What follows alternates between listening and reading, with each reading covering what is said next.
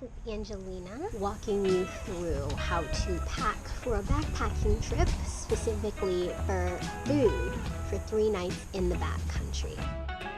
For people on a budget, without a dehydrator, and kind of doing it last minute like what we did. So we kind of threw a bunch of things together, but it worked out. And in the end, I'll tell you about what worked and what didn't. Also, this is going to be better for pescatarians, people who don't eat meat. We didn't incorporate any meat into what we ate. So yeah, let us get into it. So I'm going to start by saying all we used for cooking was literally the small jet boil and water. We brought a really good filter, which I highly recommend for any camping, even hiking trip. Water is essential. So the most important part of all of the food packing was planning and research I did in the very beginning. Looked up the recipes for backpacking and camping. A lot of them required dehydrators, which we don't have yet. Eventually I just ended up going to the store and looking for dry, non-perishable foods or foods that can last several days without spoiling, that were high in protein, carbohydrates, and electrolytes. Proteins are the building blocks of your blood, muscles, bones, tissue, cartilage, skin. They are essential for building and repairing your muscles, which is super important when you're hiking and exerting all that energy. You're in the sun. Electrolytes are super important. Electrolytes, they're electrically charged minerals. They replenish, keep the body hydrated. They balance your pH levels, allows for better muscle contraction. Found in salty snacks, citrusy foods. However, consuming electrolytes through a beverage is the fastest way to replenish them. Sodium is one of the electrically charged minerals found in electrolytes, and that's why people say it's important to bring salty snacks with you on the trail. So important to keep you hydrated, and that prevents lightheadedness, fatigue, and headaches, which you want to avoid. You want to avoid at all costs. Mostly carbohydrates. They're our fuel, they energize us. Carbohydrates allow you to store energy in your body to use later.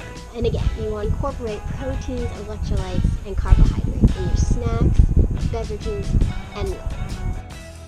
So after I went to the store, bought all things, I scheduled it out.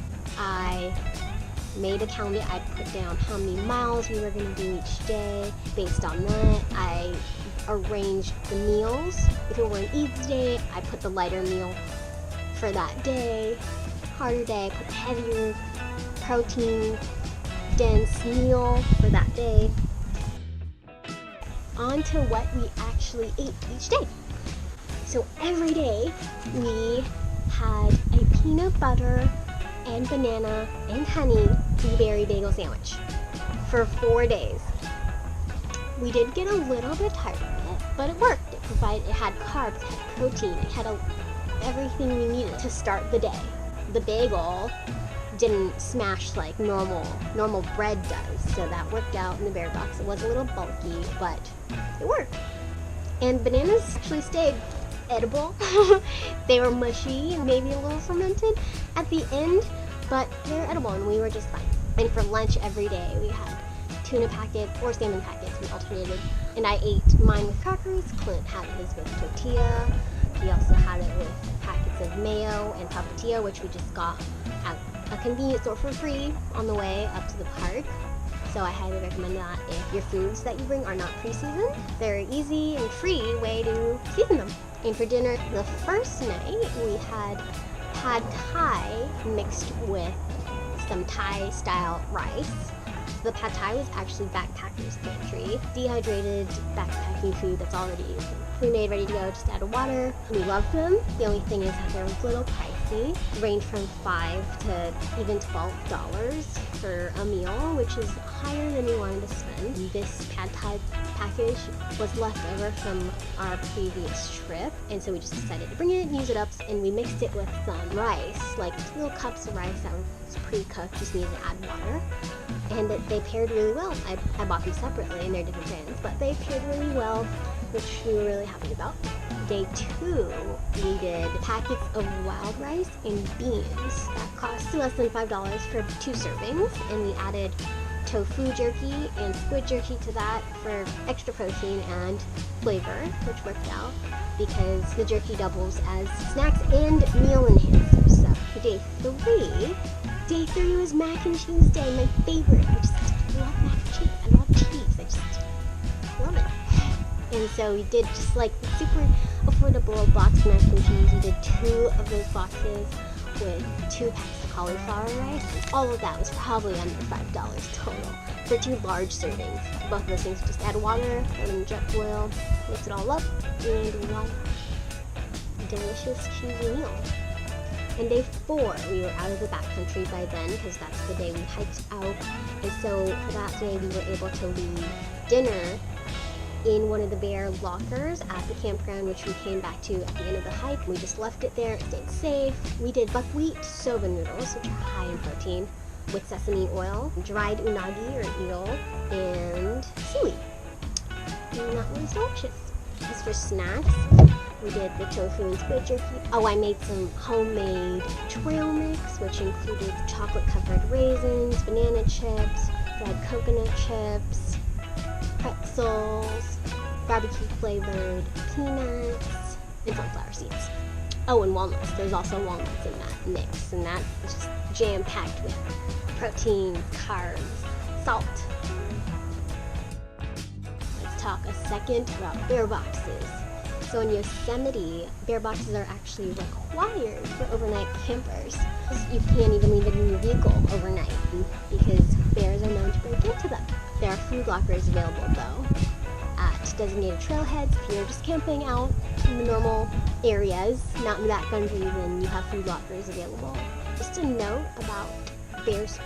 Yosemite does not actually allow bear spray into the park, and the reason why is to protect their bear population. And that's also the reason why they encourage the use of bear canisters. They don't want bears to be attracted by food or really interact with the humans and get used to being fed or get used to eating human food. Otherwise, they will continue to do that, and it's not safe for humans, and therefore they have to kill the bear, unfortunately, if it becomes that much of an issue. And it doesn't take much for it to become a big issue.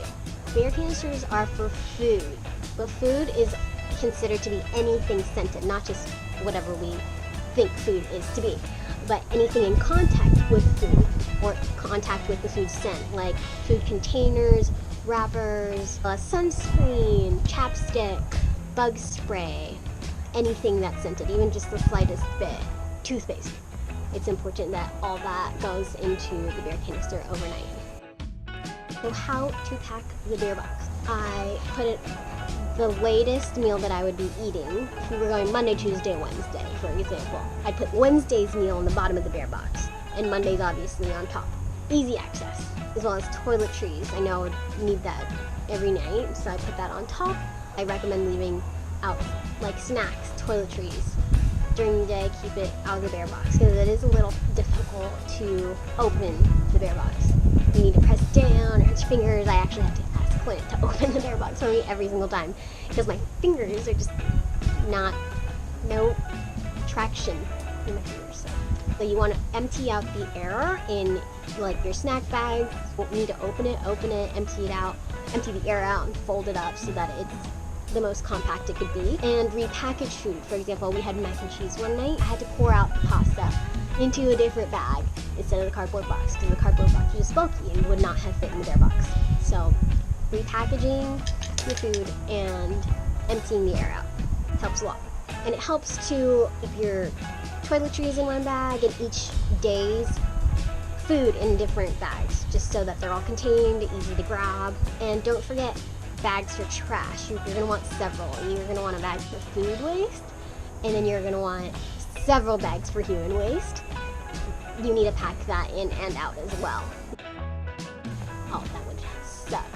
But bury it deep in the hole and pack out your toilet paper. And you're going to want several bags to just contain that all. It's all going in the bear box, but you don't want it to spread. So at the end of all of that, what worked and what didn't work for us. So next time, I'm going to want to bring little packets of honey or even lollipops or candy, because I actually ended up getting like heat exhaustion in the middle of all of that during our longest, more than 11 miles. Thank goodness for our friends, Greg and Serena, and of course the support of everyone. That group was just amazing. Greg and Serena, though, had honey and gave me a lollipop.